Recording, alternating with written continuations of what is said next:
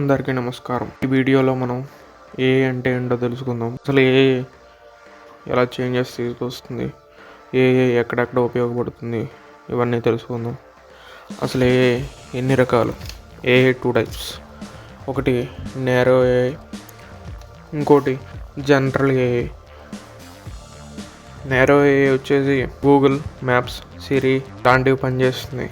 Narrow AI అనేది కేవలం ఒక పని మాత్రమే చేయగలదు. జనరల్ ఏఐ అనేది మనిషిలాగా అన్ని పనులు చేయగలదు. ఇది ఇంకా డెవలప్మెంట్లోనే ఉంది. ఇది లైక్ రోబోట్ లాగా ఉంటుందన్నమాట.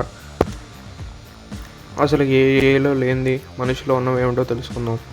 ఏఐలో హ్యాపీ, సాడ్, లవ్, ఎమోషన్స్, మంచి చెడు ఆలోచించే శక్తి ఏఐలో లేదు. ఏఐ కేవలం ఒక డేటాను ఆధారం చేసుకుని అది పనిచేస్తుంది. ఆ డేటా బట్టి మనకి సమాచారాన్ని అందిస్తుంది. ఎగ్జాంపుల్కి ఏఐ ఒక హాస్పిటల్లో డాక్టర్గా పనిచేస్తే ఆ ఏఐ ఒక కిడ్నీ, ఒక ఓల్డేజ్ మ్యాన్ని ఒకేలా చూస్తుంది. దానికి ఎమోషన్స్తో పని ఉండదు. ఆ మనిషికి ట్రీట్మెంట్ ఇవ్వాలని ఒక ఆలోచనే తప్ప. అసలు ఏఐ ఎలా పనిచేస్తుంది? ఇది డేటా ఆధారంగా నిర్ణయం తీసుకుని పనిచేస్తుంది. మీరు ఒక డాగ్ని చూపించి ఇది డాగ్ అని చెప్తే నెక్స్ట్ టైం ఏఐ అది చూసి అది డాగ్ అని గుర్తిస్తుంది.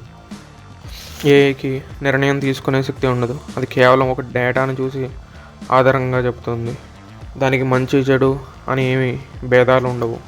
నిజానికి ఏఐ డెవలప్మెంట్ స్టేజ్లో ఉంది. ఇది పూర్తిగా డెవలప్ అయితే చాలా ఉద్యోగ నష్టాలు జరుగుతాయి. చాలామంది నిరుద్యోగులు అవుతారు. ఏఐ అనేది 10 మంది వర్కర్లని రీప్లేస్ చేస్తుంది. అంటే 10 మంది చేసే పని ఒక ఏఐ చేస్తుంది అన్నమాట. దీనివల్ల భవిష్యత్తులో చాలామంది నిరుద్యోగులు అవుతారు. ఫ్యూచర్లో ఏఐ డెలివరీ బాయ్గా కూడా పనిచేస్తుంది. ఫ్యూచర్లో కస్టమర్ కేర్లో కూడా ఏఐ పనిచేస్తుంది. కార్స్ను కూడా ఏఐ నడపబోతుంది. దీనివల్ల చాలామంది ఉద్యోగాలు పోతాయి. చాలామంది పక్కనున్న మనుషులతో మాట్లాడడం మానేసి ఏఐ బాట్స్తో చాట్ చేస్తున్నారు.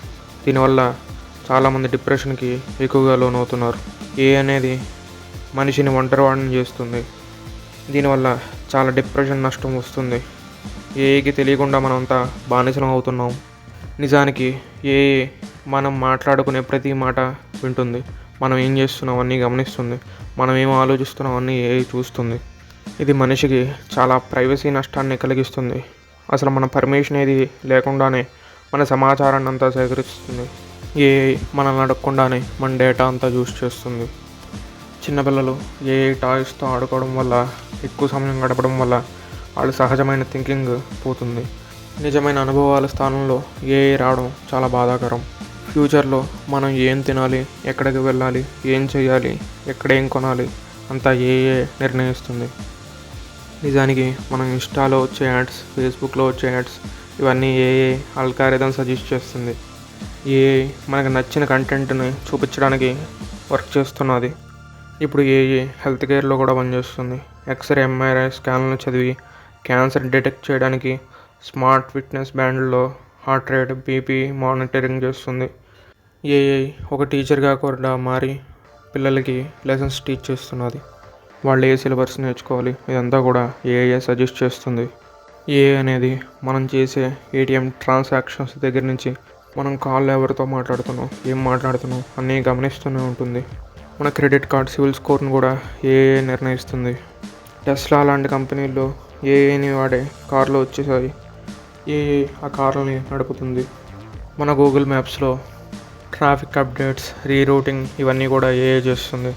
ఇప్పుడు ఏఐ అనేది మన జీవితంలో భాగం అయిపోయింది. ప్రతి రంగంలో ఏఐ వర్క్ చేస్తుంది.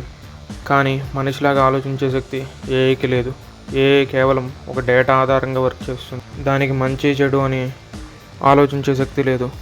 ఏఐని ఉపయోగించడం మంచిదే, కానీ అది మనల్ని ఉపయోగించకుండా చూసుకోవాలి. నెక్స్ట్ వీడియో ఏ టాపిక్ మీద కావాలో కింద కామెంట్ చేయండి. ఏఐ గురించి మీరేమనుకుంటున్నారో కింద కామెంట్ చేయండి. ఇలాంటి వీడియోలు మరిన్ని కావాలంటే దయచేసి ఛానల్ని సబ్స్క్రైబ్ చేయండి. Thank you for watching.